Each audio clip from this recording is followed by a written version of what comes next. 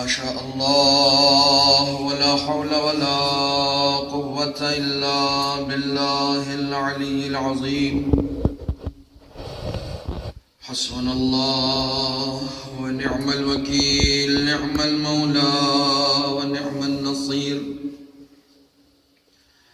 أعوذ بالله السميع العليم من الشيطان اللعين الرجيم. بسم الله الرحمن الرحيم.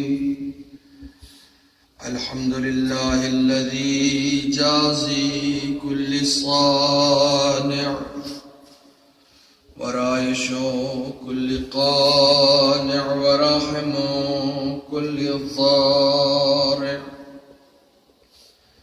ومنزل المنافع والكتاب الجامع بالنور الساطع، وهو للدعوات سامع وللكربات دافع وللدرجات رافع وللجبابرة قامع، فلا إله غيره ولا شيء يعدله، ليس كمثله شيء وهو السميع البصير اللطيف الخبير، وهو على كل شيء قدير. والصلاة والسلام والتحية والإكرام على السيد الأنام الذي سمي في السماء أحمد وفي الأرض أبي القاسم،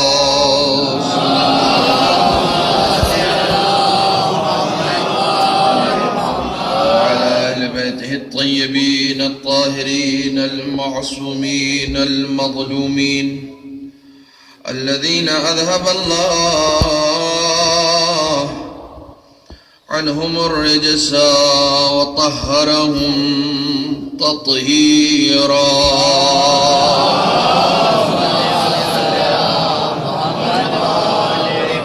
ولعنة الدائمة الباقية على أعدائهم وغاصب حقوقهم ومنكر فضائلهم أجمعين. أما بعد، فقد قال الله الحكيم في القرآن الكريم: بسم الله الرحمن الرحيم. ذلك بأن الله هو الحق وأن ما يدعون من دونه هو الباطل وأن الله هو العلي الكبير.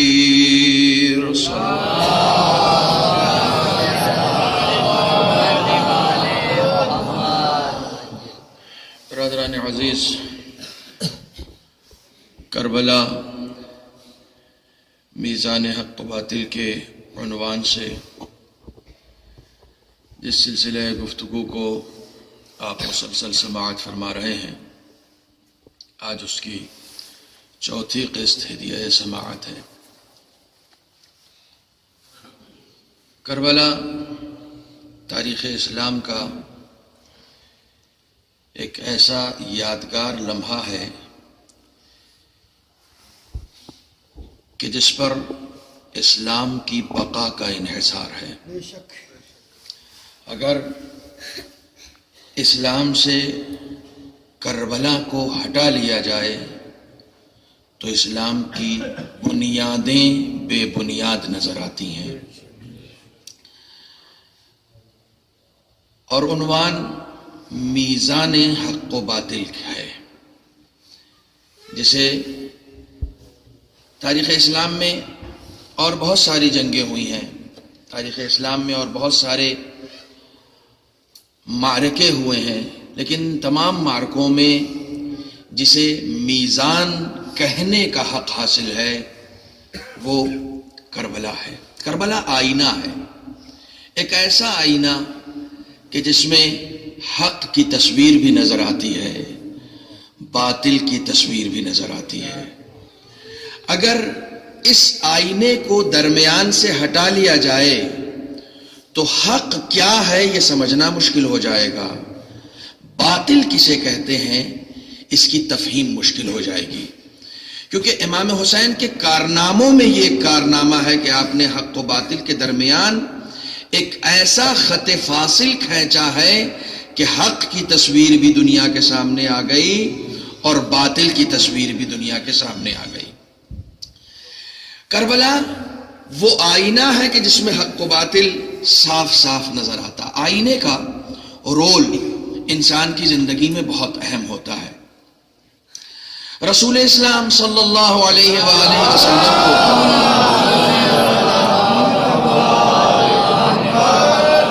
آئینہ جمال کبریا کہا گیا ہے۔ رسول آئینہ جمال الہی کا نام ہے۔ ہر انسان یہ چاہتا ہے کہ وہ اپنے خالق کو سمجھے، ہر انسان یہ چاہتا ہے۔ خالق نے اپنا آئینہ بنا کر نبی کو بھیجا۔ اگر تم میرے قریب آنا چاہتے ہو تو یہ میرا آئینہ ہے، جتنا اس آئینے کے سامنے سجتے جاؤ گے، سنورتے جاؤ گے، یا یوں کہوں کہ اس آئینے میں جتنا اپنے آپ کو ڈھالتے جاؤ گے میرے قریب آتے چلے جاؤ گے۔ یہ آئینہ جمال الہی ہے۔ اسی طریقے سے کربلا بھی آئینہ ہے، ایک ایسا آئینہ کہ جس کے سامنے جانے کے بعد یہ اندازہ ہوتا ہے کہ حق کیا ہے اور باطل کسے کہتے ہیں۔ کل کی گفتگو اس مرحلے تک پہنچی تھی، اگر میں 1 منٹ میں تلخیص کے عنوان سے پیش کروں کہ ایک حق کو سمجھنا ہوتا ہے، ایک حق کو درک و دریافت کرنا ہوتا ہے، اور ایک حق کا دفاع ہوتا ہے۔ کربلا میں امام کے ساتھ جتنے بھی ہیں، دیکھیے ایک عجیب و غریب حقیقت ہے کربلا کی۔ کربلا میں فوج کی علمداری حضرت عباس کے پاس ہے۔ آپ حضرت عباس کے علم پر شک نہیں کر سکتے۔ پہلا مرحلہ ہے علم، حق کو سمجھنے کے لیے پہلا مرحلہ ہے علم۔ علمداری حضرت عباس کے پاس ہے۔ کن لوگوں کی علمداری ہے آپ ملاحظہ فرمائیں۔ علمدار اسے بنایا جاتا ہے جو دی بیسٹ ہو، ہر اعتبار سے، صرف شجاعت میں نہیں، علم میں بھی بہتر ہو، تقوی میں بھی بہتر ہو، شجاعت میں بھی بہتر ہو۔ جو پوری فوج میں سب سے زیادہ عالم ہوگا علمدار اسے بنایا جائے گا۔ جو سب سے زیادہ متقی ہوگا علمدار اسے بنایا جائے گا۔ جو سب سے زیادہ شجاع ہوگا علمدار اسے بنایا جائے گا۔ آپ توجہ فرما رہے ہیں، امام کے ان ساتھیوں میں ایسے فقہا بھی ہیں جنہیں خود حسین نے رجل فقیہ کہہ کے بلایا ہے۔ اس فقیہ کے علمدار کو عباس کہتے ہیں۔ اس فقیہ کے علمدار کو عباس کہتے ہیں۔ چنانچہ ان کے علم پر کبھی شک نہ کرنا۔ علم بھی بدرجہ کمال پایا جاتا ہے، تقوی بھی بدرجہ اتم پایا جاتا ہے، اور شجاعت بھی بے نظیر پائی جاتی ہے۔ صلوات پڑھ دیں محمد و آل محمد۔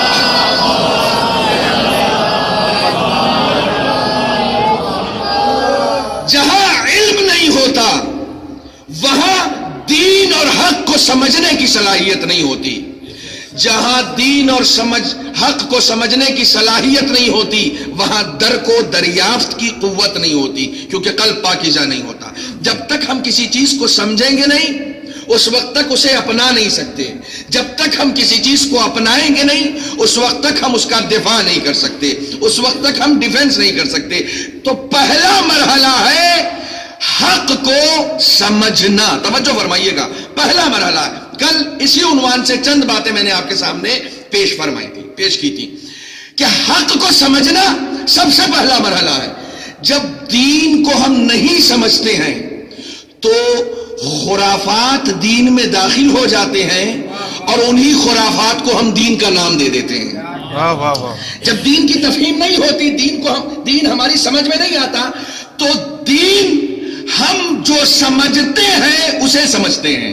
توجہ فرمائیے گا، جو ہماری فہم و فراست تقاضا کرتی ہے ہم اسے دین کا نام دے دیتے ہیں۔ یعنی دین میں ایسی چیزیں داخل ہو جاتی ہیں جہاں علم نہیں ہوتا۔ جہاں علم نہیں ہوتا وہاں دین میں ایسی چیزیں داخل ہو جاتی ہیں کہ جن کا دین سے کوئی تعلق نہیں ہوتا. یعنی کئی مرتبہ ایسا ہوتا ہے کہ ایک شے حق ہوتی ہے، ایک شے حق ہوتی ہے، لیکن ناسمجھی کی بنیاد پر اسے باطل سمجھا جاتا ہے. ایک شے باطل ہوتی ہے، ناسمجھی کی بنیاد پر اسے حق میں داخل کر دیا جاتا ہے. توجہ فرما رہے ہیں؟ مجھے آپ سے یہی توقع تھی کہ جو شے باطل ہے وہ باطل ہے ہر حال میں. ہم اپنی ناسمجھی کی بنیاد پر، چونکہ دین جذبات کا نام نہیں ہے، واہ واہ واہ واہ واہ، دین عقل کا نام ہے. جس شے کو عقل قبول کرتی ہے دین اسے کہتے ہیں. عجیب و غریب فلسفہ ہے یہ. تاریخیں جو ہماری ہے نا، یہ اسلامی تاریخیں، اسلامی تاریخوں میں پہلا مہینہ بھی قربانیوں کا ہے اور آخری مہینہ بھی قربانیوں کا ہے. یہ آپ خوب جانتے ہیں. پہلا مہینہ محرم اور آخری مہینہ ذی الحجہ، دونوں میں نبی کا بیٹا قربان ہوا ہے. دونوں نبی کے بیٹے کے قربانی کی وجہ سے یاد کیا جاتا ہے. یہ دونوں مہینہ قربانیوں کا ہے. قربانیوں کے ان جذبوں کی بنیاد پر مسلمانوں میں قربانیوں کا جذبہ آیا کہ ہمارا آغاز بھی قربانی سے ہے، ہمارا انجام بھی قربانی پہ ہے، چنانچہ ہم قربانیاں دیتے ہیں. اسلام قربانیوں کو پسند کرتا ہے، مگر وہ قربانیاں جو راہ حق میں ہوں. واہ واہ واہ، وہ قربانیاں جو راہ حق میں ہوں. دیکھیے، حق کی قربانی قبول کرتا ہے، جذبات میں دی گئی قربانی اسلام قبول نہیں کرتا. کیا کہنا، میری لفظوں کو سنبھالیے گا. ہم جذبات میں اگر آ کر قربانیاں دیتے ہیں تو وہ قابل قبول نہیں ہے. اسلام میں حق کو قبول کیا جاتا ہے، جذبات کو قبول نہیں کیا جاتا. آپ کے جذبات اگر حق پر مبنی ہیں تو قابل قبول ہیں، واہ واہ واہ، اگر حق پر مبنی نہیں ہے تو پھر قابل قبول نہیں ہے. بلکہ ایک جملہ میں یہاں پر کہتا چلوں کہ اسلام جذبات میں، کئی مرتبہ ایسا ہوتا ہے ہمارے یہاں بڑے بڑے کمپٹیشنز ہوتے ہیں ماہ ذی الحجہ میں کہ فلاں صاحب جو ہے وہ 30,000 کا بکرا لے کر آئے ہیں تو ہم 50,000 کا بکرا لے کے آتے ہیں. قربانی ہماری زیادہ سالڈ ہونی چاہیے. توجہ فرمائیں، ہماری قربانی زیادہ سالڈ ہونی چاہیے. اسلام جذبات میں دی گئی قربانی کو قبول ہی نہیں کرتا. واہ واہ واہ واہ، ہم جذبات میں آئے اور جذبات میں آ کے ہم نے قربانی دی. تم نے خونی ماتم کیا ہے، تم نے خونی ماتم کر کے فور ایگزامپل تم نے زنجیر کا ماتم کیا تو میں قما لگاؤں گا. تم نے زنجیر کا ماتم کیا تو میں قما لگاؤں گا. اگر جذبات میں آ کے قما بھی لگایا گیا تو قابل قبول نہیں ہے. جذبات میں قربانی دینا اسلام نہیں ہے، جذبات کو قربان کر دینا اسلام ہے. واہ واہ واہ واہ واہ، ایک ایسی منزل آتی ہے جہاں ہم اپنے جذبات کو بھی قربان کر دیتے ہیں. اسلام جذبات کی قربانی چاہتا ہے، جذبات میں قربانی نہیں چاہتا. ایک صلوات پڑھ دیں محمد و آل محمد.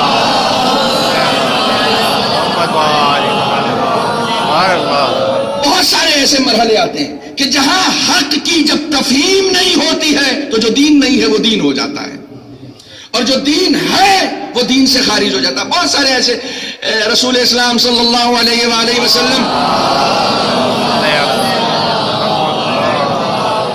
اپنے اصحاب کے درمیان بیٹھے ہوئے اور ارشاد فرماتے ہیں کیف بکم، اس وقت تم کیا کرو گے کہ جس وقت حق باطل ہو جائے گا اور باطل حق ہو جائے گا.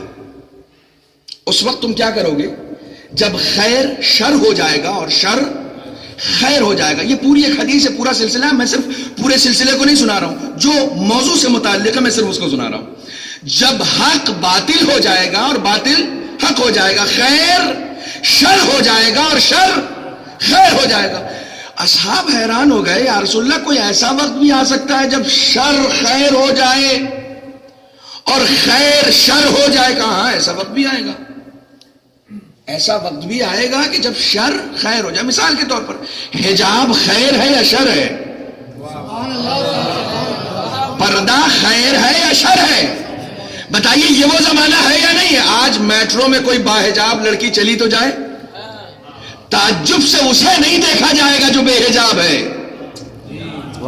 تعجب سے اسے دیکھا جائے گا جو باحجاب ہے. یعنی یہ خیر ہے جو شر ہو گیا ہے. ایک شر ہے جو خیر ہو گیا ہے. صلوات پڑھنے محمد و آل محمد پر.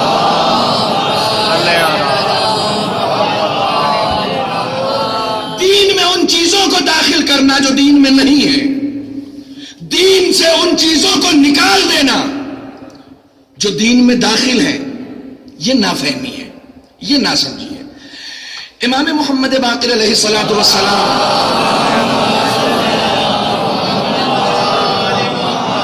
اپنے ایک ساتھی ابو خالد سے فرماتے ہیں کہ یا ابا خالد ان اللہ, ایک صلوات پڑھے محمد و آل محمد پر. امام فرماتے ہیں یا ابا خالد لا يحبنا عبد ولا يتولانا حتى يطهر اللہ قلبہ. اے ابو خالد, کوئی شخص ہم سے محبت کر ہی نہیں سکتا, ہماری ولایت کو قبول کر ہی نہیں سکتا مگر یہ کہ اللہ اس کا قلب پاکیزہ کرے. اللہ اس کا قلب پاکیزہ کرے. دیکھیں میں بالکل موضوع سے ہٹنا نہیں چاہ رہا ہوں. طہارت قلب شرط ہے حق کو قبول کرنے کے لیے. اگر طہارت قلب نہیں پائی جائے گی, پاکیزگی نفس موجود نہیں ہوگا, تو ہم حق کو قبول کر ہی نہیں سکتے. ہمارے سامنے وہ حدیث بھی ہے, یا علی لا يحبک الا طیب الولادہ, اے علی تم سے محبت کر ہی نہیں سکتا مگر وہ شخص جس کی طہارت, جس کی ولادت پاکیزہ ہو, جس کی ولادت طیب و طاہر ہو, صرف وہی محبت کرے گا. علی حق کا بہترین مظہر ہے. حق کو صرف وہی قبول کرتے ہیں جو پاکیزہ ہوتے ہیں. جو پاکیزہ نہیں ہوتے وہ حق کو قبول نہیں کر سکتے. پہلی شرط حق کو قبول کرنے کی پاکیزگی قلب ہے. پہلی شرط حق کو قبول کرنے کی پاکیزگی قلب ہے. تو پاکیزگی قلب بھی ضروری ہے. جب انسان ایک گناہ کرتا ہے نا, امام محمد باقر علیہ الصلوۃ والسلام ہی کی حدیث ہے, جب انسان ایک گناہ کرتا ہے, توجہ فرمائیے گا, توجہ فرمائیے گا, طہارت شرط ہے. میں آج آیے تطہیر بھی پڑھوں گا. آیے تطہیر وہ آیت ہے کہ جس پر آپ نے سینکڑوں مجلسیں سنی ہوں گی اور فضائل کے گوشے سنے ہوں گے. میں ایک نئے گوشے کی طرف اشارہ کروں گا.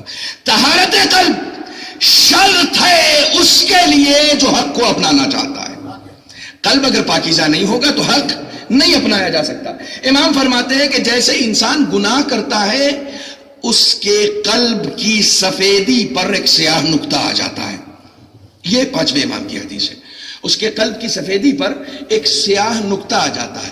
اگر فوراً توبہ کر لی تو وہ نقطہ مٹ جاتا ہے, اگر توبہ نہیں کی تو اس میں اضافہ ہوتا جاتا ہے. جیسے جیسے گناہ بڑھتے جائیں گے قلب کی سیاہی بڑھتی جائے گی. یہ سب حدیثوں کی لفظیں ہیں, میری لفظیں نہیں ہیں. جیسے جیسے گناہوں میں اضافہ ہوتا جائے گا ویسے ویسے اس کے قلب کی سیاہی بڑھتی جائے گی, یہاں تک کہ گناہوں کے اضافے کے سبب اس کا پورا قلب سیاہ ہو جاتا ہے. امام کی لفظیں ہیں, جب قلب پوری طریقے سے سیاہ ہو جاتا ہے تو اصلاح کی گنجائش ختم ہو جاتی ہے, توبہ کے دروازے بند ہو جاتے ہیں. اسی وقت تک گناہ کرنا جب تک سفیدی قلب کے پوری طرح سیاہ نہ ہونے کا یقین ہو. یعنی اگر پوری طریقے سے سیاہ ہو گیا تو پھر توبہ کے دروازے بھی بند ہو جاتے ہیں. پھر بہت مشکل ہے کہ کوئی پلٹ کر آ سکے, اور یہ گناہوں سے ہوتا ہے. عقیدے درست ہو یہی کافی نہیں ہے. عقیدوں کے ساتھ جب تک عمل پاکیزہ نہیں ہوگا عقیدہ کسی کام کا نہیں ہوگا. واہ واہ واہ. یہ غلط فہمی ہے کہ ہم سمجھ لیں کہ صاحب ابھی عقیدہ ہمارا اچھا ہے تو ہم تو پار لگ جائیں گے. یہ ایک غلط فہمی ہے. ہم اس کی تعریف کرتے رہے جس نے ہمارا عقیدہ اچھا بنایا. تعریف کرنا منزل پہ نہیں پہنچاتا, راستے پر چلنا منزل پہ پہنچاتا ہے. واہ واہ واہ. آپ کو کہیں جانا ہے, میں پہلی مرتبہ آیا تھا یہاں, ایڈریس بھول گیا تھا تو میں راستے میں پوچھتا ہوا آ رہا تھا ایڈریس. میں اس سے پہلے والی گلی میں چلا گیا تھا اور وہاں پہ جا کے کنفیوژن ہو گیا تو میں پوچھتا ہوا آ رہا تھا, کبھی مولانا جنان صاحب سے, کبھی اور دوسرے لوگوں سے کہ بھئی وہ کون سی گلی ہے. تو اب جب مجھے ایڈریس معلوم ہو گیا تو میں وہاں پر مولانا کی تعریف کرتا ہوں, بھئی کیا بات ہے, ایڈریس بتا دیا مجھے, کیا بات ہے. اگر مولانا ایڈریس نہ بتاتے تو میں پہنچ ہی نہیں پاتا. کتنے اچھے انسان ہیں کہ مجھے ایڈریس بتا دیا. تعریف کرنے سے میں یہاں تھوڑی پہنچوں گا جب تک حرکت نہیں ہوگی. واہ واہ واہ واہ. جب تک میں راستے پر چلوں گا نہیں اپنی منزل پہ آ نہیں سکتا. تعریف سے کوئی منزل پہ نہیں گیا, حرکت کرنے سے اور عمل کرنے سے منزل پہ آیا ہے. صلوات پڑھیں محمد و آل محمد پر.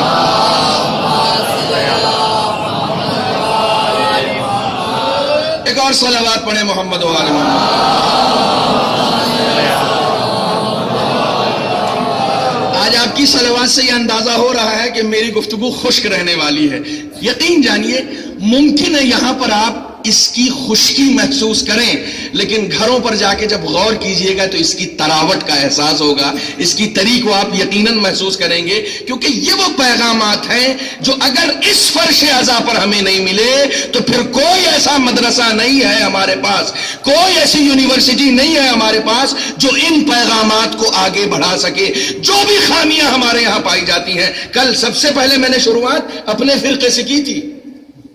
کل شروعات میں نے اپنے فرقے سے کی تھی کہ اگر بولنے والا پاکیزہ نہیں ہوگا, اس کی نیت پاکیزہ نہیں ہوگی, تو وہ لاکھ بولتا رہے اثر نہیں ہوگا. کیونکہ امام کی حدیث ہے کونو دعات الناس بغیر السنتکم, لوگوں کی ہدایت کرو کچھ اس طریقے سے کہ زبان چلانے کی ضرورت نہ پڑے. واہ واہ واہ واہ. زبان چلا کے ہدایت کرنا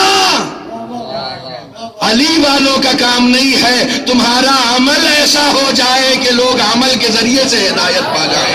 صلوات پڑھیں محمد و آل محمد.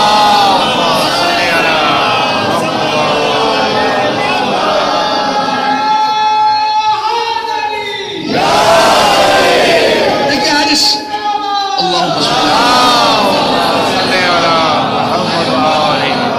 اس پہلے مرحلے میں کل میرے پاس 2 گزارشات آئی ہیں, اور دونوں گزارشات میرے موضوع سے متعلق بھی ہیں, اس لیے میں موضوع کے تقاضے کو پورا کرتے ہوئے ان دونوں گزارشات پر عمل کروں گا.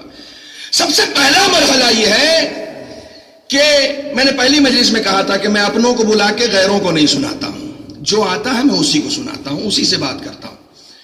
یہ سب سے پہلا مرحلہ ہے. جو خامیاں ہمارے اندر ہیں, دوسروں کے عیوب پر نظر کرنا بہت آسان ہے. میرے والد مرحوم وفا ملک پوری کا شعر ہے, کہتے ہیں کہتے بھائی کہ جو کرتے رہتے ہیں تنقید دوسروں پہ بہت, جو کرتے رہتے ہیں تنقید دوسروں پہ بہت, خود اپنی ذات پہ کچھ تبصرہ نہیں کرتے. ضرورت اس وقت اس بات کی ہے کہ ہم اپنی ذات پہ تبصرہ کریں. ضروری نہیں ہے کہ ہم زبان سے دوسرے کو اپنی طرف بلائیں, اپنا عمل ایسا کر دو کہ دوسرے خود بخود تمہاری طرف چلے آئیں. صلوات پڑھیں محمد و آل محمد.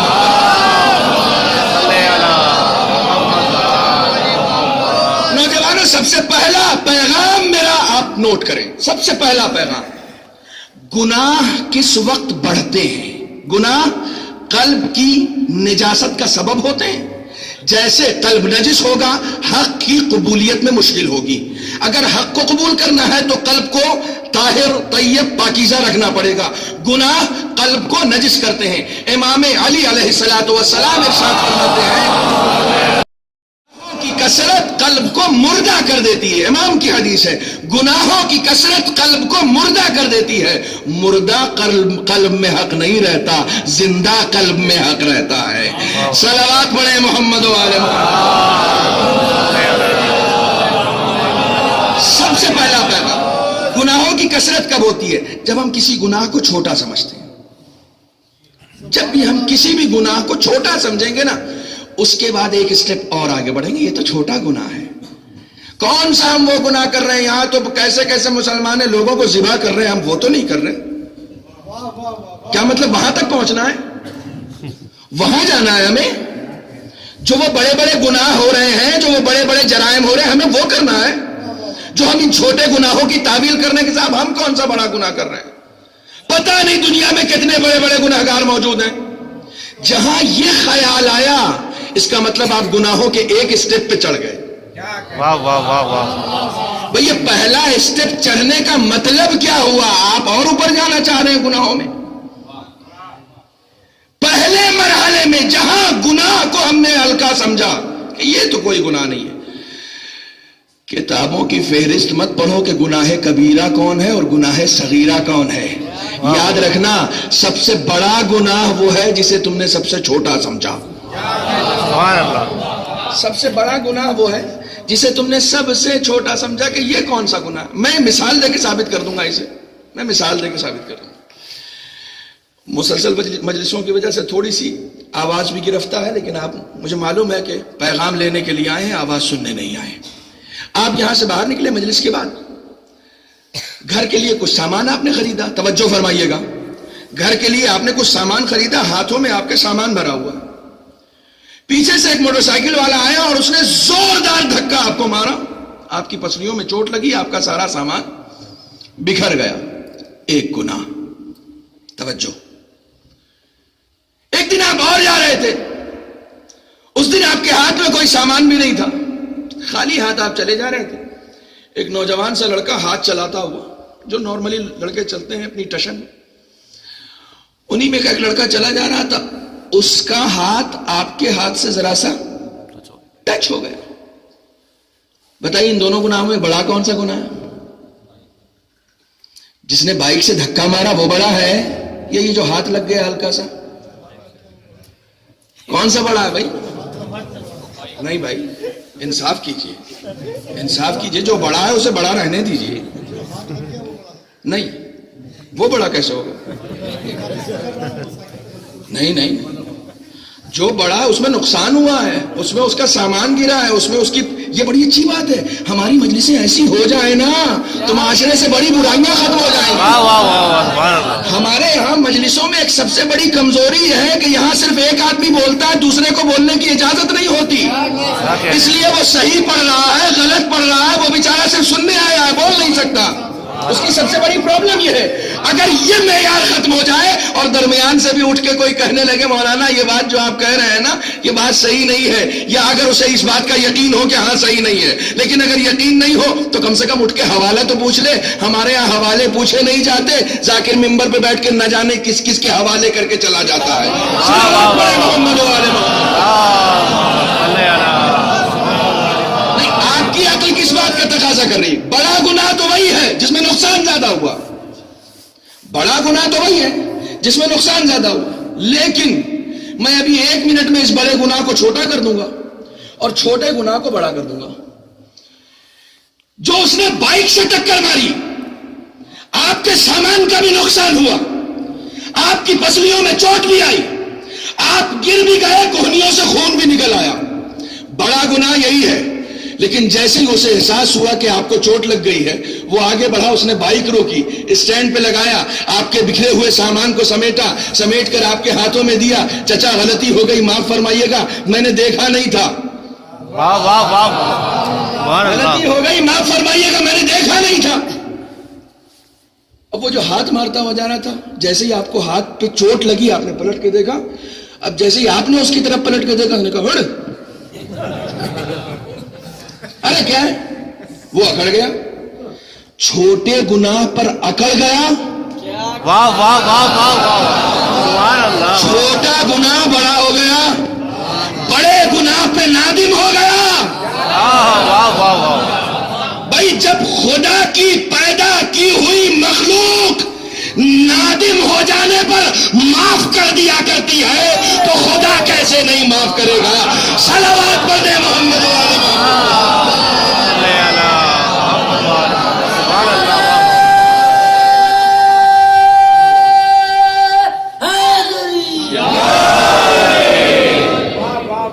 یہ اس دور کے نوجوان ہیں جو ہماری تاریخ اعضاء کو بدلنے والے ہیں. یہ اس دور کے نوجوان ہیں. ایک زمانہ وہ تھا کہ اس طرح کی گفتگو کرنے والے ذاکرین کو دوبارہ ممبر ملتا نہیں تھا. اب وہ زمانہ آ گیا کہ اس طرح کی گفتگو کرنے والے کو ممبر بڑی مشکل سے ملتا ہے. صلوات پڑھیں محمد و آل محمد. یہ ایک فیکٹ ہے. جس دن ہم نے اپنے گناہ کو چھوٹا سمجھا وہ بڑا گناہ ہو جاتا ہے. گناہوں کو چھوٹا نہیں سمجھو. خدا بند عالم کے حضور میں چھوٹے سے چھوٹے گناہ کی. ہمارے ایک بہت کامن گناہ ہے، بہت کامن گناہ ہے گھر میں بے حجابی. معاف فرمائیے گا، بہت کامن گناہ ہے. یعنی ایک تو ہمارے ہندوستان کی ایک مجبوری یہ ہے کہ اتنی رشتہ داریاں ہیں کہ چاہے وہ محرم ہو یا نامحرم، اس کا کوئی لحاظ نہیں رکھا جاتا، دور سے بھی کوئی رشتہ نکل تو آئے، اور نہیں نکلتے تو چار لوگ گھر کے بیٹھ کے اتنی زبردستی نکالتے ہیں کہ پھر وہ نامحرم محرم ہو جاتا ہے۔ یہ کہیں نہ کہیں سے ڈھونڈ کے، بھائی اسلام نے محرم اور نامحرم کی تقسیم کر دی ہے، یہ تمہارا محرم ہے، یہ تمہارا نامحرم ہے۔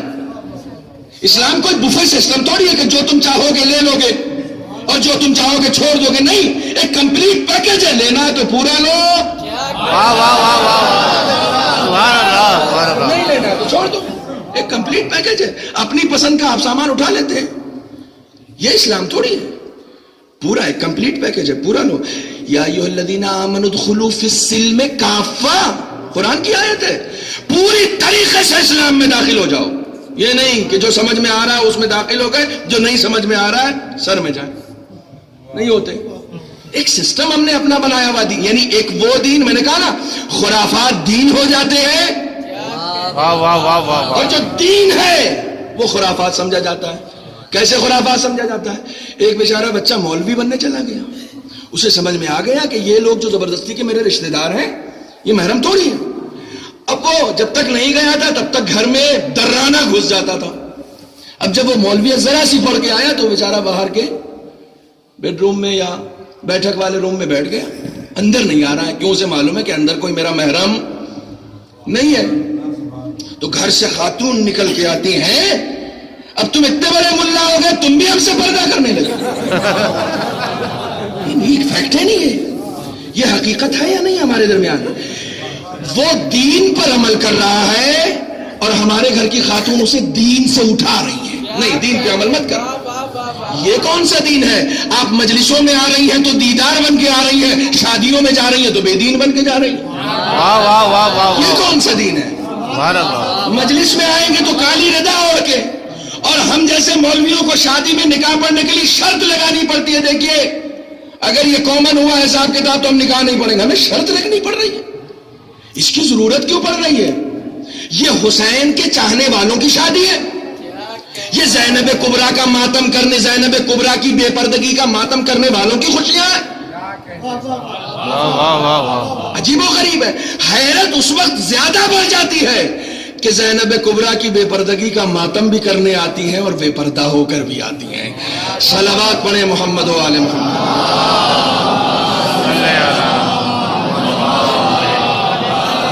دوستو یہ چھوٹی چھوٹی غلطیاں نہیں ہیں، یہ چھوٹی چھوٹی غلطیاں بڑی غلطیوں کا پیش خیمہ ہوتی ہیں، یہ چھوٹی چھوٹی غلطیاں ہیں جن سے ہم بڑی غلطیوں کی طرف جاتے ہیں۔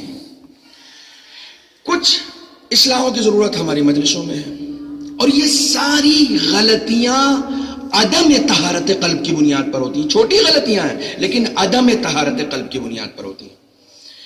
کچھ فیکٹس ہم نے اپنے بنائے ہوئے ہیں، کچھ حقیقتیں ہم نے اپنی بنائی ہوئی ان مجلسوں کے سلسلے سے۔ مثلا کون سی مجلس کامیاب ہوئی، کون سی مجلس ناکام ہوئی؟ جوان گھر پہ واپس گیا، باپ نے پوچھا بیٹا کیسی مجلس؟ ارے پاپا زبردست مزہ آ گیا۔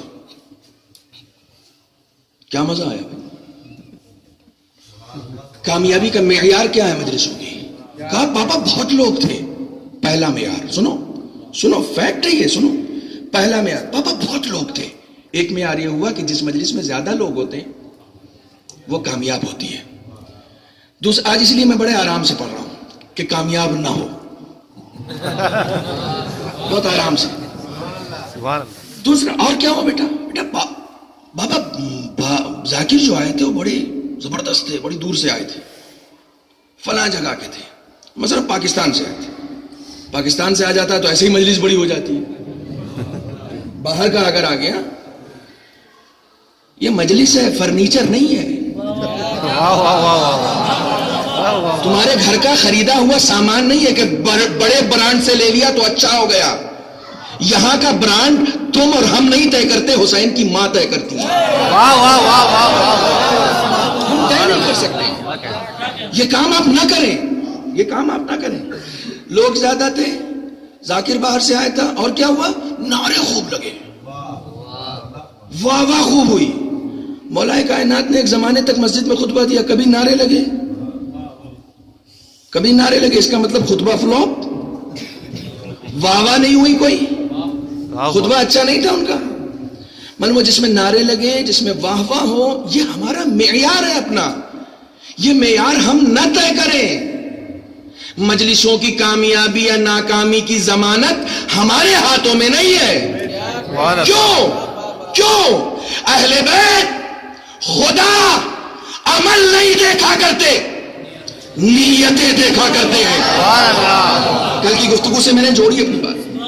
وہ عمل نہیں دیکھا کرتے، کتنے لوگ تھے، کس نے پڑھی، کیسی زبان ہے، کہاں سے آیا تھا. یہ اہل بیت نہیں دیکھتے، دیکھتے ہیں کس نیت سے بیٹھا ہے. ہمارے یہاں نیتوں کی جزا ملتی ہے. نیت المومن خیر. کئی مرتبہ ایسا ہوتا ہے عمل ایک طرح کا ہوتا ہے. ممکن ہے میرے بعد کوئی آئے اور زبردست مجلس پڑھ کے جائے، آپ نے طے کر لیا نامدار صاحب کیا انہیں بولنا نہیں آتا ممبر پہ بیٹھ کے، آپ نے طے کر لیا. کئی ذاکرین کو اس بات کی سزا مل چکی ہے، سزا مل چکی ہے اس بات کی. یہ فیکٹس ہیں جو بتا رہا ہوں میں، کہ انہوں نے کسی کی ذاکری پہ نکتہ چینی کر دی. اچھا میرا ذاکر ہے، تم کون ہوتے ہو نکتہ چینی کرنے والے؟ تم کون ہو؟ تمہاری سمجھ کیا ہے؟ دیکھیے معاشرے میں نقصانات جو پہنچے ہیں نا، دو طرح کے لوگ ہوتے ہیں، یا عالم ہوتے ہیں یا جاہل ہوتے ہیں. انہی دو طرح کے لوگ ہوتے ہیں نا. میں تیسری قسم آپ کو بتا دوں گا آج. عالم کبھی نقصان نہیں پہنچاتا، جاہل بھی کبھی نقصان نہیں پہنچاتا. کبھی جاہل سے آپ کو نقصان نہیں پہنچے گا، نہ عالم سے فائدہ تو پہنچے گا، جاہل سے نقصان نہیں پہنچے گا. معاشرے میں کون ہے جو نقصان پہنچا رہا ہے؟ آپ گئے ایک انجینئر کے پاس، آپ نے زمین لے رکھی ہے، اپنا گھر بنوانا ہے. آپ ایک آرکیٹیکٹ کے پاس گئے، آپ نے نقشہ بنوا لیا کہ صاحب مجھے گھر بنوانا ہے، یہ دیکھ. اس نے بنا دیا. اس نقشے کو لے کر آپ ایک MBBS MD ڈاکٹر کے پاس گئے. ڈاکٹر صاحب یہ دیکھیے نقشہ بنوا لیا، اسے فائنل کر دیا تو میں بنا ہی لوں. توجہ فرمائیے گا، اسے فائنل کر دیجئے تو میں بنا ہی لوں. ڈاکٹر نے نقشہ دیکھا، کہا بھائی آپ غلط آ گئے ہیں، میں اس معاملے کا جاہل ہوں. اس معاملے کا جو عالم ہے اس کے پاس جائیے. میں اس معاملے کا جاہل ہوں. جاہل نقصان نہیں پہنچاتا، عالم بھی نقصان نہیں پہنچاتا. اگر علم طب سے، میڈیکل سے ریلیٹڈ کوئی بات ہے تو وہ مجھ سے بتاؤ، میں اس کی اصلاح کرتا ہوں. اچھا ٹھیک ہے صاحب دیکھ لیجئے. انہوں نے اپنے آپ کو دکھایا، ڈاکٹر نے دوا تجویز کی، دوا لکھی، میڈیکل سے دوا لی اور دوا لے کے چلے گئے انجینئر صاحب کے پاس. یہ تو بتا دیجئے اسے کھانا کیسے ہے؟ آپ غلط جگہ آ گئے، میں اس معاملے کا جاہل ہوں. توجہ فرمائیے گا. عالم نے اپنے علم کی بنیاد پر نسخہ لکھ دیا، لیکن اس نسخے سے جو جاہل تھا اس نے یہ نہیں بتایا کہ کیسے کھایا جائے. کہا آپ غلط جگہ آ گئے، آپ یا ڈاکٹر سے پوچھئے یا میڈیکل والے سے. جو اس علم کا ماہر ہے اس سے پوچھیں. ڈاکٹر نے اس نقشے کو پاس کرنے سے منع کر دیا، کہا میں جاہل ہوں. معلوم ہے معاشرے کو نقصان نہ عالم پہنچاتا ہے نہ جاہل پہنچاتا ہے. ایک تیسری قسم ہے جسے کہا جاتا ہے جہل مرکب. جہل مرکب آپ جانتے ہیں کسے کہتے ہیں؟ انسان اتنا بڑا جاہل ہو کہ اسے یہ بھی نہ معلوم ہو کہ وہ جاہل ہے. کبھی کبھی جہالت جب اپنے انتہا پہ پہنچ جاتی ہے تو انسان کو یہ بھی، یعنی اس بات سے بھی جاہل ہوتا ہے کہ وہ جاہل ہے. اس بات سے بھی جاہل ہوتا ہے کہ وہ جاہل ہے. اور اس طرح کے لوگ معاشرے میں ماشاءاللہ. یقین نہیں آتا تو ابھی مجلس کے بعد اسی فرش پہ بیٹھ کے آپ کہہ دیجئے گا کہ صاحب 2 دن سے کچھ پیٹ میں تکلیف ہو رہی ہے. دیکھیے کتنے نسخے یہیں مل جاتے ہیں آپ. چاہے ان میں علم طب کا کوئی ماہر بیٹھا ہو یا نہ ہو، مگر وہ دوا بتائے گا جو اس نے کھائی تھی. بھائی تم کو ڈاکٹر نے تمہارے حساب سے دی تھی، اسے ڈاکٹر کے پاس جانے دو. 2 میدان بڑا کمزور ہے، ایک علم طب کا اور ایک علم دین کا. ہر طرح کے ماہر ان دونوں میں پائے جاتے ہیں. ہر طرح کے ماہر. دینی معاملات میں بھی. دینی معاملات میں تو گھر کی دہلیز سے عورتیں باہر آنے نہیں دیتی. ہمیں ہم مولانا کیا بتائیں گے؟ کہ میرے ساتھ ہو چکے ہیں یہ واقعات. مولانا کیا بتائیں گے؟ کہاں جائے؟ یہ تو ہوتا آیا ہے.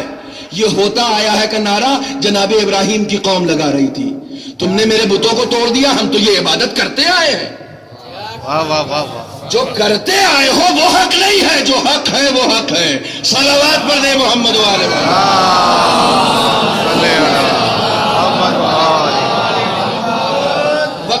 تیزی کے ساتھ گزر رہا ہے، اور کل آپ لوگوں نے مجھے اجازت دے دی کہ 10-5 منٹ اگر آگے ہو جائے تو کوئی بات نہیں.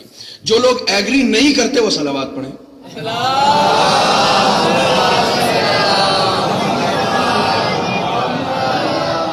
اچھا اب جو ایگری کرتے ہیں وہ پڑھیں.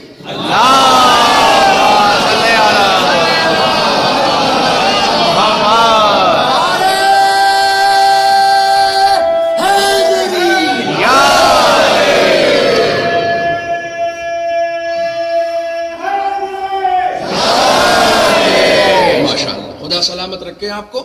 خداوند عالم جتنے بھی اعمال کو قبول کرتا ہے وہ نیتوں کی بنیاد پر قبول کرتا ہے.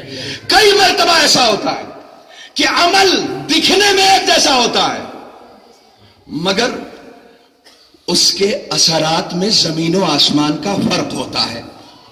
میں نماز پڑھ رہا ہوں، ایک عالم دین بھی نماز پڑھ رہا ہے، مجھ جیسا طالب علم بھی نماز پڑھتا ہے، ایک عالم دین بھی نماز پڑھتا ہے، ایک مرجع وقت بھی نماز پڑھتا ہے.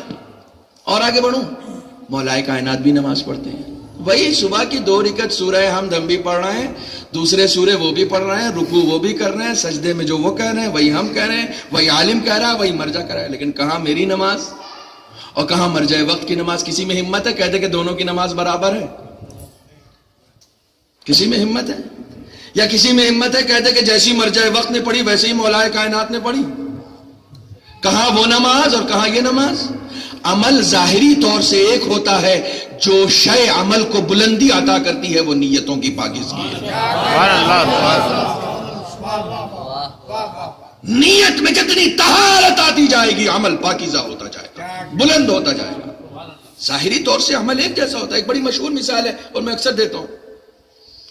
نبی کو پالنا کیسا ہے؟ نبی کو پالنے سے اچھا عمل کچھ ہو سکتا ہے؟ یہ آپ کی مجلسی طبیعت ہے. نبی کو پالنے سے اچھا کوئی عمل ہو سکتا ہے؟ ایک ہی وقت میں یہی عمل فرعون کر رہا ہوتا ہے، ایک بار ابو طالب کر رہے ہوتے ہیں.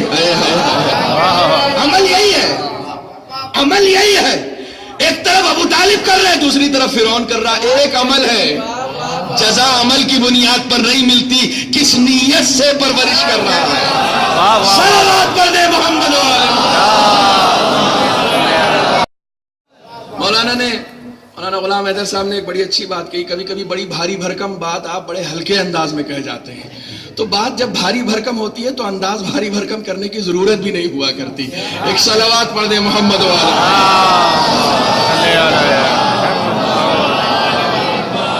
ایک مرتبہ اور مل جل کے صلوات پڑھیں.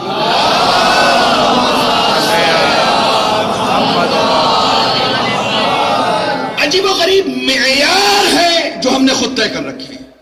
کامیابی کے معیار، دین کے خاص خاص معیار ہم نے طے کر رکھے ہیں اپنے طور سے، اور انہی کو ہم آمنا و سلمنا بالکل تسلیم کرتے ہیں. وہی حقیقت ہے جو ہم سمجھتے ہیں. خداوند عالم نے پہلے مرحلے میں شیطان کو سمجھایا تھا، طاعتی ما ارید لا ما ترید. میری اطاعت وہ ہے جو میں چاہتا ہوں، وہ نہیں جو تو سمجھتا ہے. وہ نہیں ہے جو تو سمجھتا ہے، میری اطاعت وہ ہے جو میں چاہتا ہوں.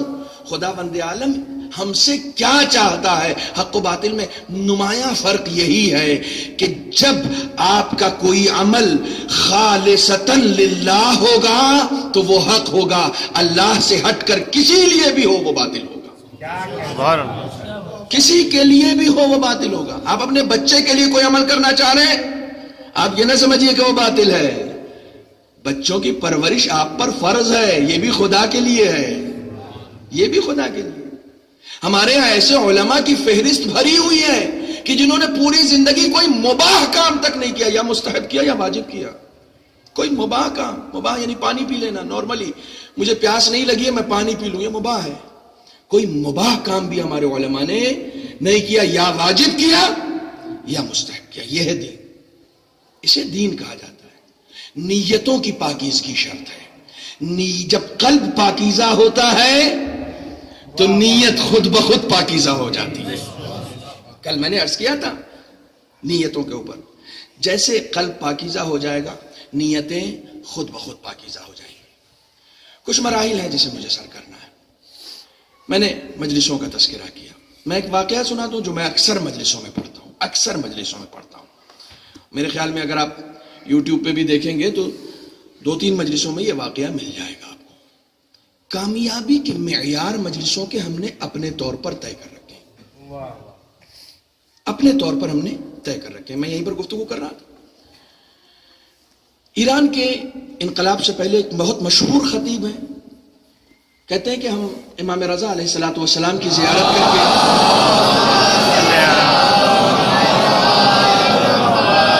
باہر نکلے. یہ سبق لے کر جانا نوجوانوں, آج کی اس مجلس کا یہ سبق لے کے جانا. کون سی مجلس کامیاب ہے, کون سی مجلس ناکام ہے, یہاں طے ہو جائے گا. ہم برسوں سے مجلس کر رہے ہیں, ہمارا کتنا رابطہ آج تک حسین سے ہو پایا. ہم حسین کو زندہ سمجھتے ہیں اور حسین زندہ ہیں. یہ ہو سکتا ہے کہ ہم عشق کا اظہار مسلسل کرتے جا رہے ہوں اور حسین کی طرف سے کوئی رپلائی نہ آئے. کبھی ہم نے اس رپلائی کی کوشش کی کہ حسین سے بھی رپلائی لیں.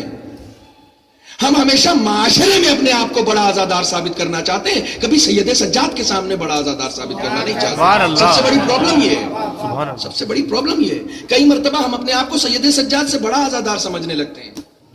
کئی مرتبہ ایسا ہوتا ہے. یہ جان بوجھ کر نہیں ہوتا, معاف کیجئے گا, یہ عمل ہم سے جان بوجھ کے نہیں ہوتا, نادانی میں ہوتا ہے.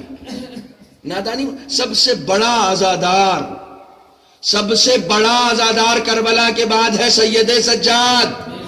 کائنات کے سب سے بڑے آزادار کا لقب کیا ہے؟ سید الساجدین, زین العابدین. کائنات کا سب سے بڑا آزادار یہ بتا رہا ہے, آزادار وہی ہوگا جو سجدہ بھی کرتا ہو, عبادت بھی کرتا ہو. سبحان اللہ, واہ واہ. یہ نہیں ہو سکتا کہ عبادت سے گریز ہے, سجدے سے گریز ہے, آزادار ہو جاؤ گے تم. ہو نہیں سکتا, پاسبل نہیں ہے. کہتے ہیں میں امام رضا علیہ السلام کے زیارت کر کے باہر نکلا, ایک مومنہ نظر آئی.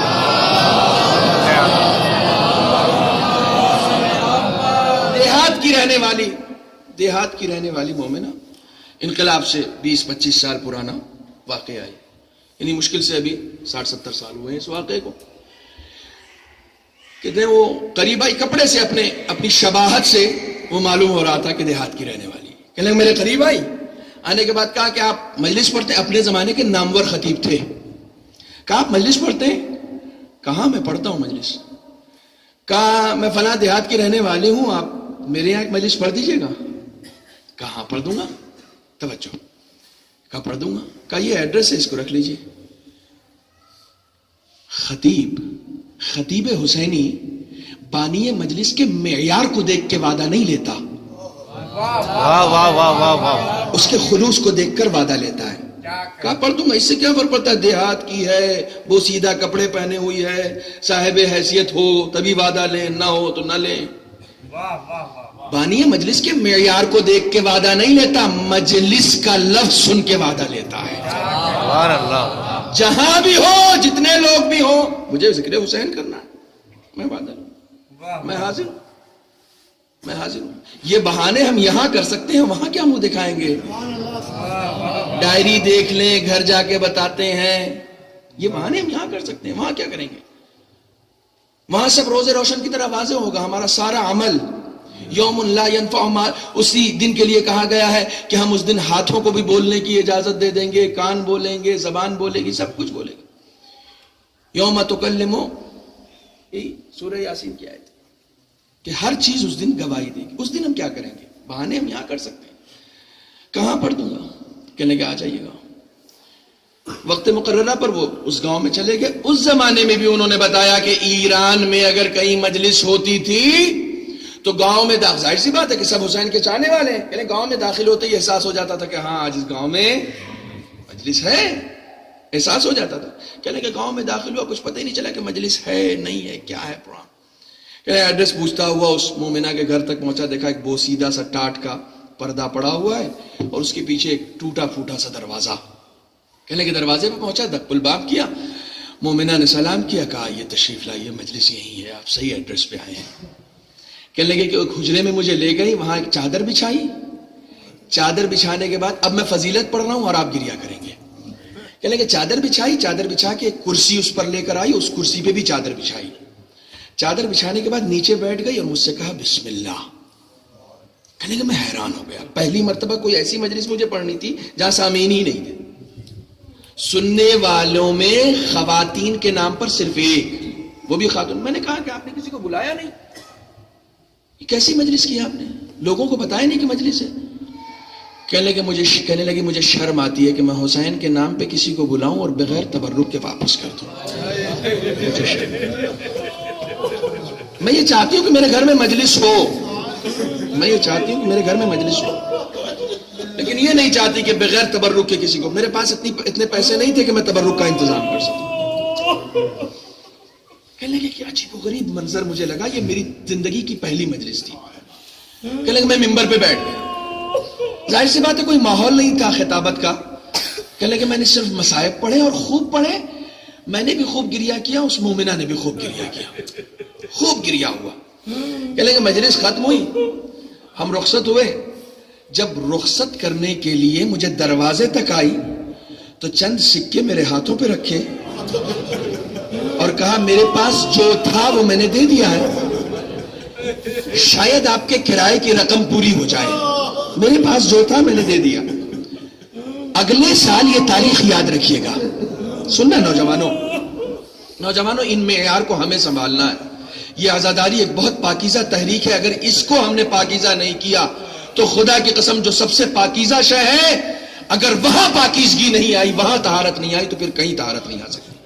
سب سے زیادہ ضروری ہے ہمیں اسے پاکیزہ کرنا. کہنے لگی کہ میرے پاس یہی ہے، اگلے سال یہ تاریخ یاد رکھیے گا. اپنے زمانے کا نامور خطیب. کہنے لگا میں نے وعدہ نہیں کیا. میں نے کہا رہنے دیجئے، انشاءاللہ میں دیکھتا ہوں. لیکن میں وعدہ نہیں کیا. کہا نہیں ہے، میں آپ کا انتظار کروں گی. ظاہر سی بات ہے ایسی مجلس کون پڑھے گا جا کے دوبارہ، جہاں نہ سامعین ہو، نہ تبرک ہو، نہ پوسٹر ہو، نہ مائک ہو، کچھ نہیں. کون پڑھے گا؟ کہنے لگے میں نے طے کر لیا تھا جاؤں گا نہیں. گھر آ گئے. کہتے ہیں 1 سال بیت گیا. دوسرے سال پھر وہ تاریخ آئی. میں اگر کوشش کرتا تو اپنا نام بھول جاتا، یہ تاریخ مجھ سے نہیں بھولتی تھی. یہ تاریخ جو اس نے دی تھی، یہ تاریخ میں بھول نہیں پاتا تھا. یہاں تک کہ وہ دن آ گیا. کہنے لگے میں جان بوجھ کے سو گیا. صبح اٹھ کر نماز پڑھ کے میں سو گیا تاکہ جانا نہ پڑے. کہنے لگے میں خواب میں دیکھتا ہوں سرکار سید الشہداء تشریف لاتے. حسین کا رپلائی ملتا ہے، حسین کا رپلائی ملتا ہے. سرکار سید الشہداء آتے ہیں، میرا بازو پکڑ کے ہلاتے ہیں. تم اتنے بڑے ذاکر ہو گئے، اب میرا ذکر کرنے سے انکار کرتے ہو، میرا ذکر کرنے سے انکار کرتے ہو. کہنے لگا میں پریشان ہوا، اٹھا، رونے لگا، گریہ کرنے لگا. افتا خیزہ اپنا سامان رکھا اور سامان رکھ کے میں دوڑ پڑا بس اسٹینڈ کی طرف بس لوں اور اس گاؤں جاؤں اور دیہات جاؤں. اور دوڑتا ہوا ہانپتا کانپتا کسی طریقے سے اپنے آپ کو اس گاؤں میں پہنچایا. دیکھیے فضیلت ابھی ختم نہیں ہوئی ہے. میں نے کہا ممکن نہیں ہے کہ کوئی شخص عزادار ہو، کوئی بانی مجلس ہو، کوئی ذاکر حسین ہو، یہ ممکن نہیں ہے. اگر حسین سے اظہار عشق کر رہا ہے تو حسین اپنی طرف سے ضرور رپلائی کرتے ہیں، حسین اپنی طرف سے ضرور نظر کرم کرتے ہیں. یہ داستان یہاں ختم نہیں ہوئی ہے. ذاکر کہتے ہیں کہ میں دوڑا ہوا گیا، گاؤں پہنچا، الباب کیا، دروازہ مومنہ نے آ کے کھولا. جیسے ہی میری طرف نظر پڑی مجھے دیکھ کے مسکرانے لگی. مسکرا کے کہتی ہے آئے نہیں نا، جب تک ڈانٹ نہیں پڑی اس وقت تک نہیں آئے. اللہ اکبر، اللہ اللہ. ذاکری کا یہ معیار ہے، مجلسوں کا یہ معیار ہے، جہاں ایک بانی مجلس کا رابطہ ہوتا ہے حسین سے، ایک ذاکر حسین مرتبط ہوتا ہے حسین سے. یہ کیسے ممکن ہے کہ کوئی اظہار عشق سرکار سید الشہداء سے بھی کرے اور حسین اسے چھوڑ دیں؟ یہ کیسے ممکن ہے؟ ممکن نہیں ہے، ممکن نہیں. ہمیں اپنے عمل کو پاکیزہ بنانا پڑے گا. آپ کی آنکھوں سے آنسو جاری ہو گئے اور باتیں بہرحال رہ گئی، لیکن چونکہ اب مصائب کی طرف آپ آ چکے ہیں لہذا میں گریز نہیں کروں گا. ممکن نہیں ہے. دیکھیے حسین تو اس تک بھی پہنچتے ہیں جو حسین تک نہیں آنا چاہتا. حسین اس تک بھی پہنچتے ہیں. عبید اللہ حر جعفی مشہور ہے، مشہور ہے. امام مکے سے جا رہے ہیں اور مکے سے جانے کے بعد راستے میں دیکھا ہے خیمہ لگا ہوا ہے.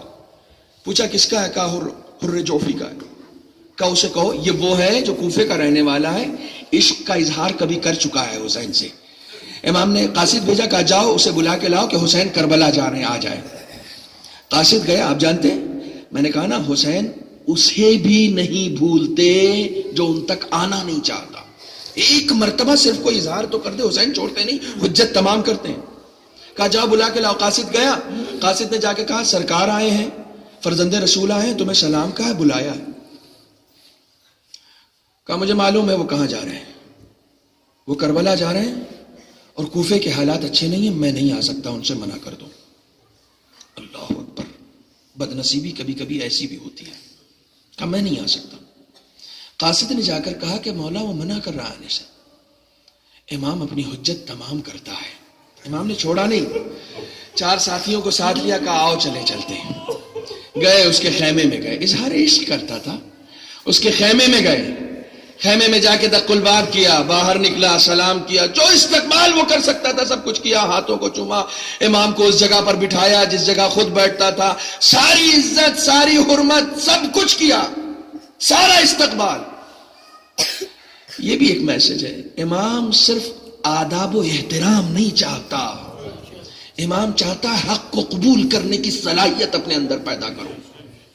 یہ استقبال، یہ احترام، یہ ہاتھوں کو چومنا، یہ بوسہ دینا، یہ سلام، صرف یہی نہیں، صرف اس سے کام نہیں چلے گا، حق کو قبول کرنے کی صلاحیت تمہارے اندر ہے یا نہیں ہے۔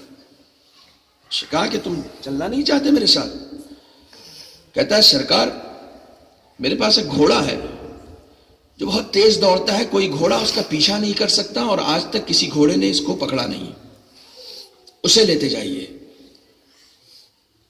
امام نے قرآن مجید کی آیت پڑھی، ما کنتم متخذ المضلین عضدا، ہم کبھی گمراہوں کو اپنا بازو نہیں بناتے،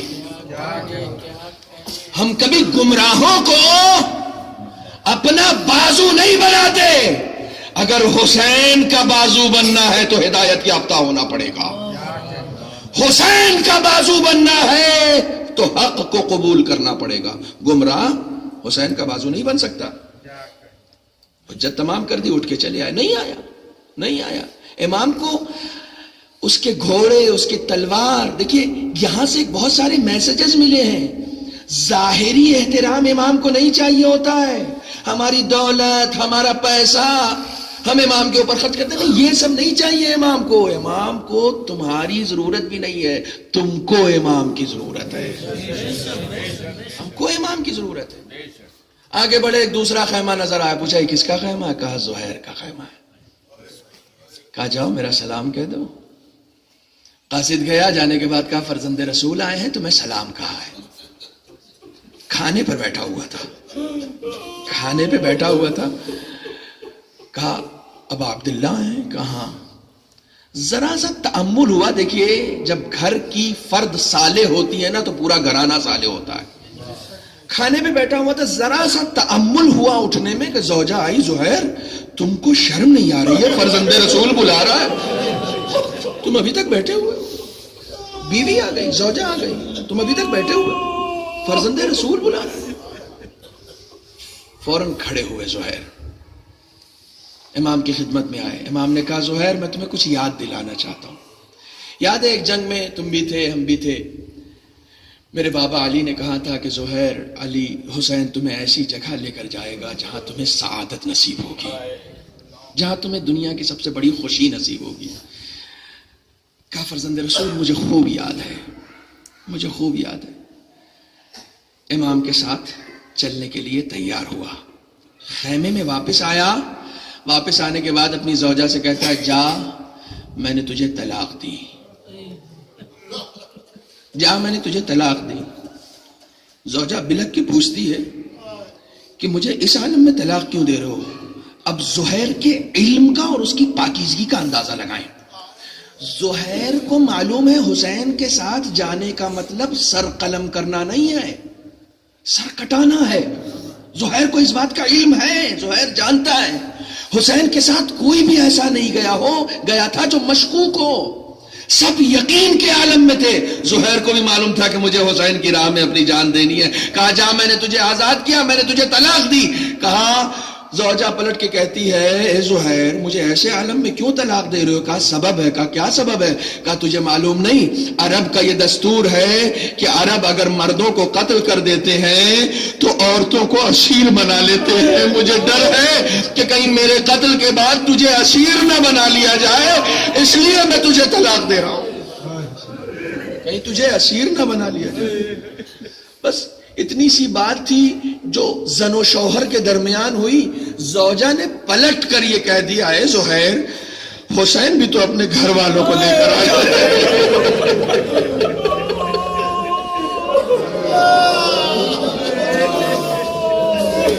حسین بھی تو اپنے گھر والوں کو لے کر آئے۔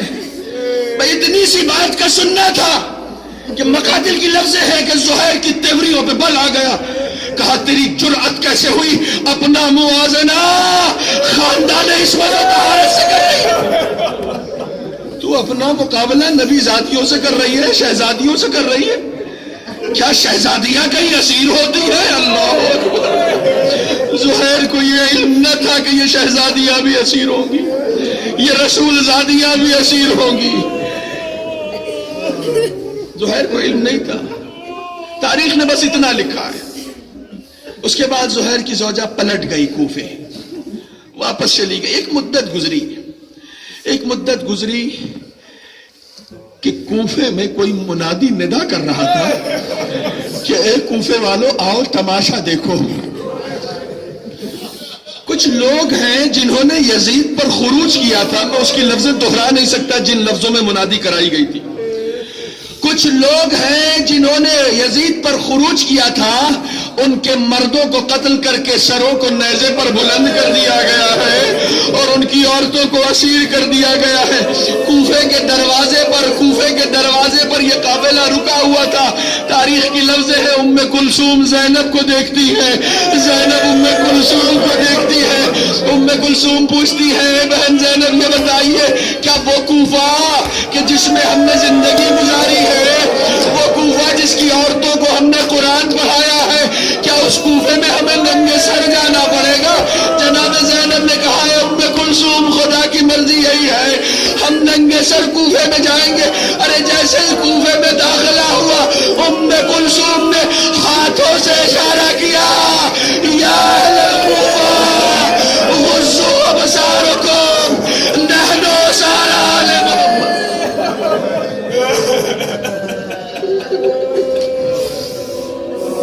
اے اہل کوفہ اپنی نظروں کو جھکا لو، ہم آل محمد کے گھرانے کے اسیر ہیں۔ زہیر کی زوجہ تک خبر ہوئی کہ کوئی لٹا ہوا قافلہ کوفے میں آیا۔ زہیر کی زوجہ کو تشویش ہوئی، کہیں ایسا تو نہیں کہ یہ کربلا کا قافلہ ہے، کہیں ایسا تو نہیں کہ یہ حسین کا قافلہ ہے۔ کوٹھے پر گئی، سروں کو ایک ایک کر کے دیکھنے لگی۔ سارے چہرے تو نہیں پہچانتی تھی نا، لیکن جیسے ہی حسین کا سر سامنے سر و سینہ پیٹنا شروع کیا۔ کیا میرا آقا شہید کر دیا گیا؟ ماتم کرنا شروع کر دیا، میرا آقا مارا گیا۔